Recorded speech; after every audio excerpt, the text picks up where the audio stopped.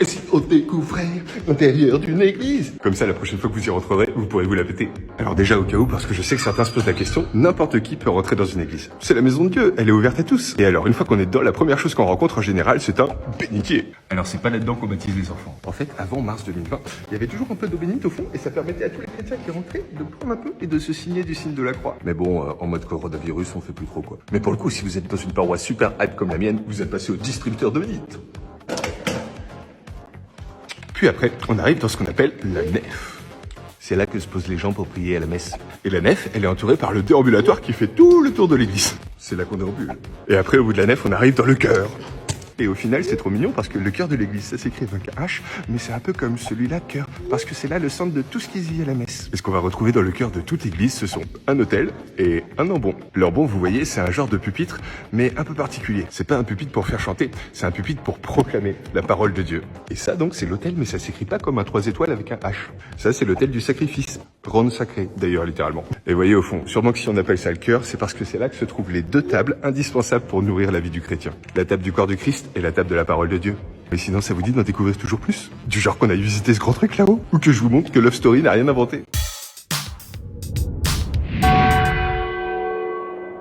Et si pour le coup aujourd'hui, on découvrait des trucs un peu plus cachés? Premier petit truc, en général, ça se situe au fond de l'église. Cette petite lumière, souvent rouge. Est-ce que vous savez ce que ça signifie?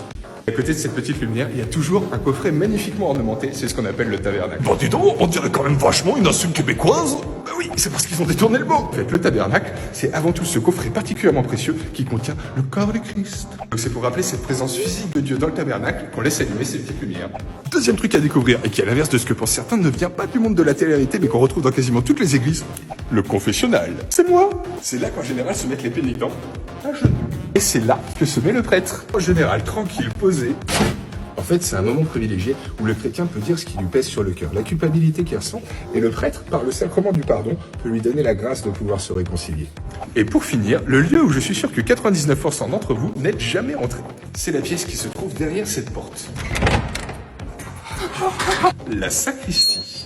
C'est un peu les backstage de la messe, quoi. C'est là qu'on va trouver tous les vases sacrés qui peuvent nous servir pour la messe. C'est là qu'on trouve aussi toutes nos draperies, les aubes des enfants de chœur et aussi toutes les chasubles qui nous servent pour la messe. Et très important, c'est là aussi qu'on trouve un miroir pour se remettre la mèche droite avant la célébration. Et il me reste encore tellement de choses à vous faire découvrir. Vous savez maintenant ce que sont un autel, un confessionnal, un bénitier et même un tabernacle. Mais savez-vous ce qu'il y a derrière cette porte secrète? Qui d'ailleurs n'est pas vraiment secrète.